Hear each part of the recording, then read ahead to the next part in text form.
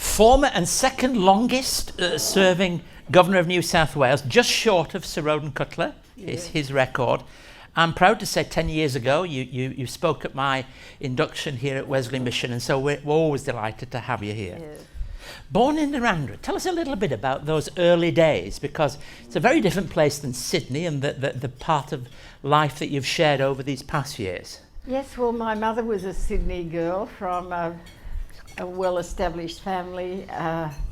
She fell in love with a medical student who came from Beirut, whose father and uncle were both graduates of the American university there. They'd been formed by descendants of the Scottish Enlightenment. Father came on a visit to Sydney on the boat. They were a young couple coming back to Australia from their honeymoon.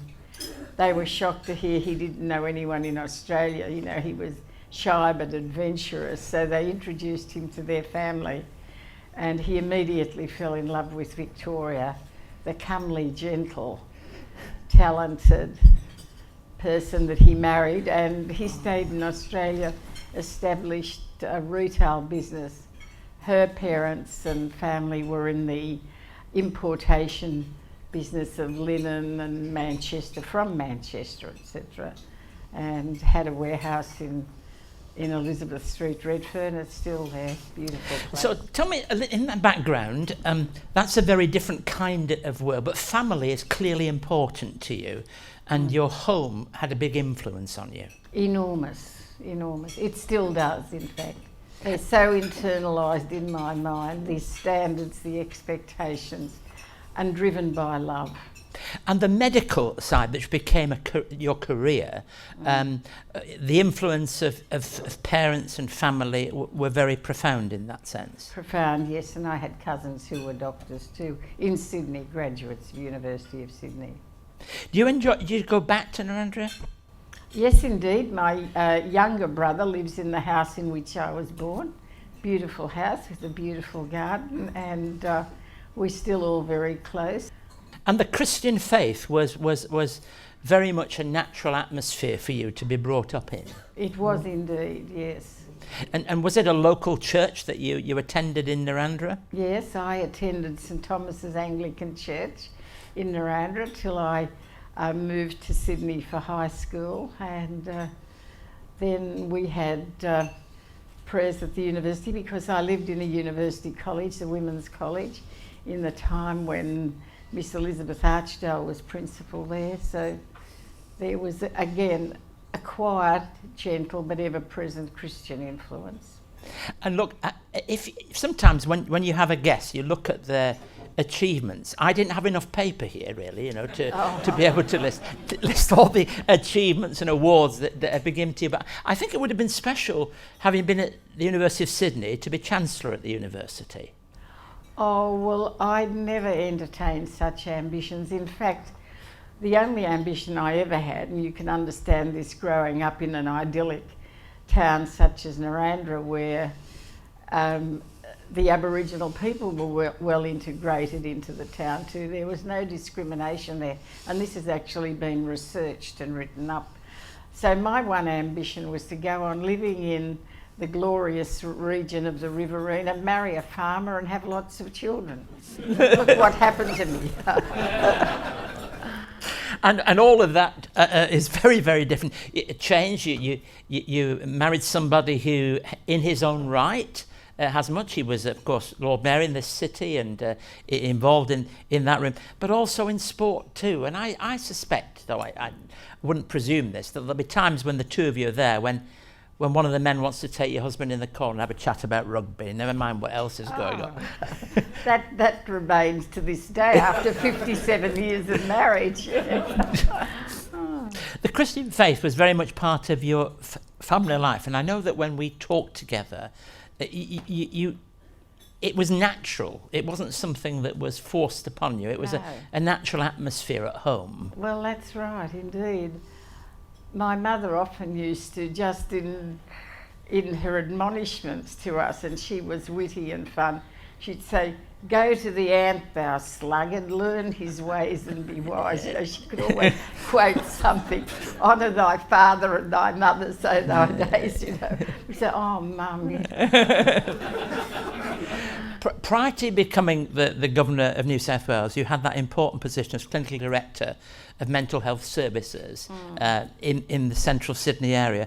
Mental health has been a major focus of your medical career, and it was in very changing times. We went through the Richmond Report, we went through changes.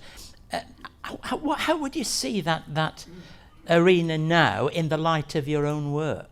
Well, I was very privileged to be able to move into mental health because I did so as a form of protest. I was appalled and hurt by the way mentally ill people were not being properly understood. They were being given medication and so forth, and ECT, electroconvulsive therapy, but it wasn't so frequently that they were asked, where did your distress, where did your depression begin? How did it start? Did anything go wrong in your childhood? And I realised much later, after I'd moved into psychiatry, that probably going into that area, of which I had no intention in the beginning, was probably overdetermined by one of my beloved first cousins, who'd gone from one of Australia's finest and oldest boarding schools to the jungles of Bougainville in the Japanese War, you know, from the King's School to the jungles, and had been awarded a military medal for bravery, and on return to Australia had endless treatment for depression, including ECT. And it was only in recent years when I was able to quietly ask at the Australian War Museum, could I see the record, that I understood why. That becoming a hero, in inverted commas, had been a cost to his sense of respect for human life in saving his battalion. He'd had to inflict death on the Japanese, and he was never able to live with that. So the depression and the inability to ever adequately readjust. Certainly he went back to work, he was a writer, a journalist, etc. But a sensitive and wonderful human being who couldn't live with what he'd been compelled to do in order to save his men. And almost everything that we do at Wesley Mission in one way or another is impacted by the mental health issues. Yes, You find that gosh, we're talking about that again. We're talking about it appears again and again when we do things. Nicholas has a strong Christian background too. There are links with the Antioch Orthodox Church, aren't there? There significant links. Our oldest church of Christendom. His father and his grandfather were both ministers in Sydney. Place in the Acts where it says that people were first called Christians in Antioch. Right.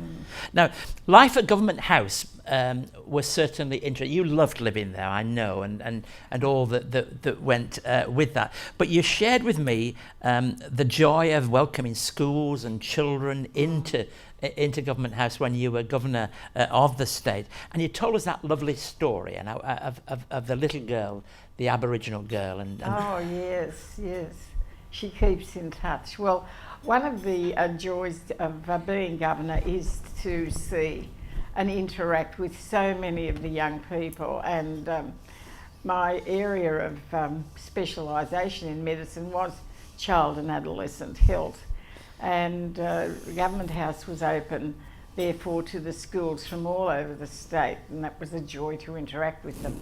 One day a group came down from the most southern part of our state's southwest, Kumiella, and this rather brash and delightful youngster came up to me and she said, "Oh, you wouldn't come down to Kumiella, would you?"